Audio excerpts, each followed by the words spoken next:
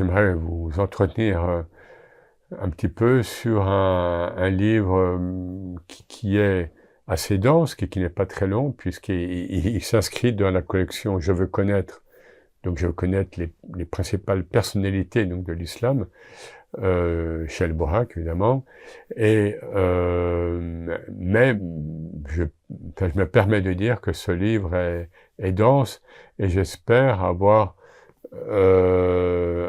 couvert tous les aspects, en tous les cas beaucoup d'aspects, de la personnalité, de l'œuvre du Charlaoui, du contexte aussi dans lequel donc il évolue.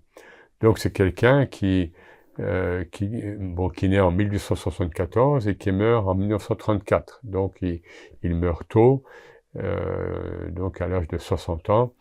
Et comme il le dit, le Cher est comme une bougie, une flamme hein, qui illumine, et puis elle s'use et il transmet le flambeau à quelqu'un d'autre. Et autant donc, on peut le voir dans le livre, autant le Cheikh Alaoui a eu un rayonnement initiatique, c'est-à-dire en tant que maître spirituel, il a eu beaucoup de disciples, des disciples directs, au Maghreb, mais aussi au Proche-Orient, Proche-Moyen-Orient, autant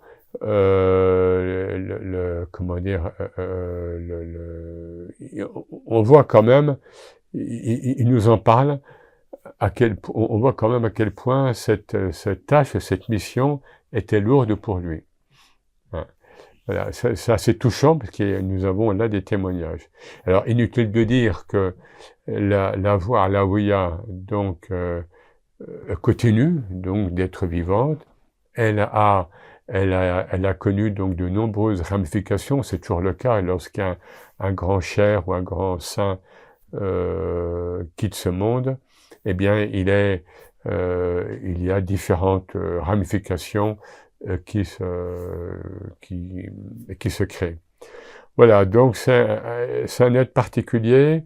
Par exemple, hein, il y aura beaucoup de choses à dire, mais au sens où il est quasiment ummi, c'est-à-dire il a très peu étudié le Coran, les textes soufis, et il a eu un fath, il a eu une ouverture spirituelle jeune, et qui fait que son futur cher l'a reconnu, et finalement il a été choisi pour succéder à son cher, le cher Mohammed el-Bouzidi, surtout par les visions des principaux disciples, hein, donc du cher Bouzidi. Voilà, donc ça c'est relaté, ça c'est connu.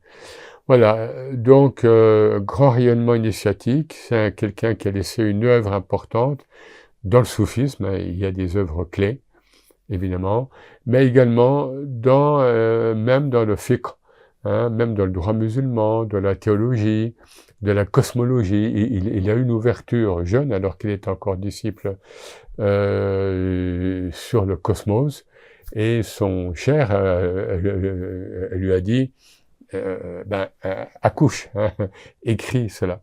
Voilà, donc c'est quelqu'un qui a eu une puissance initiatique, une puissance spirituelle extrêmement accomplie. Il était reconnu par beaucoup, hors même des disciples de sa tariqa, comme le Mujaddid du XIVe siècle de l'Hégire, c'est-à-dire comme le rénovateur du XIVe siècle de l'Hégire. Il a eu des ennemis parmi les salafistes de l'époque, il faut le dire, qui ne comprenaient pas son œuvre, sa pensée, mais il était reconnu par d'autres et par des grands ulama. Par exemple, à Fès, il était invité à donner des cours à Fès ou à Damas, donc dans les milieux des ulama. Donc il a vraiment marqué le monde soufi. Alors il faut le dire, il ne vient pas de nulle part, évidemment. Il est issu il s'inscrit dans le lignage initiatique de la Chaziliya, donc la grande tariqa Chaziliya du XIIIe siècle, Chaziliya Darkawiya, donc avec un autre grand relais de cette tariqa, le Cheikh Al-Arabi Darkawi, donc Maroc, qui est mort en 1823, et le Cheikh Alaoui, lui, qui est mort en 1934.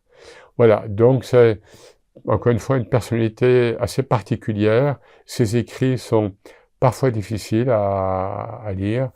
Il a reçu, je dirais plus que composé, il a reçu par inspiration des poèmes qui sont recueillis dans un diwan, ce qu'on appelle donc le diwan du Cheikh Alaoui, un recueil de poèmes, et ces poèmes sont très lus, commentés et chantés par le Sama. Donc alors, chez les Alaouis eux-mêmes, donc ses disciples directs, de génération en génération, donc c'est ce qu'on appelle donc le Sama Alaoui, donc le chant, la psalmodie, le chant spirituel à partir des textes des poèmes. Là c'est tout un art, mais ces poèmes sont également chantés par d'autres confréries, par des chanteurs arabes, lorsqu'il évoque l'amour divin, etc. Donc ce diwan, ces poèmes, restent encore vraiment une source initiatique, une source de réalisation spirituelle totalement vivante et actuelle. Voilà, il y aura beaucoup de choses à dire sur lui, mais je pense que ce petit livre donne des éléments. Il y avait eu en 1961 Martin Links, donc un cheikh issu de la Chazilia lui-même, donc un Anglais. Il y avait eu un livre, donc en anglais, qui avait été traduit sous le nom de Un saint musulman du XXe siècle et puis Un saint soufi du XXe siècle. Ben, c'était déjà un livre ancien, et moi je pense avoir apporté des éléments nouveaux, inédits, sur ce personnage spirituel extraordinaire au sens propre du terme, et qui est finalement toujours vivant parmi nous. Merci à vous.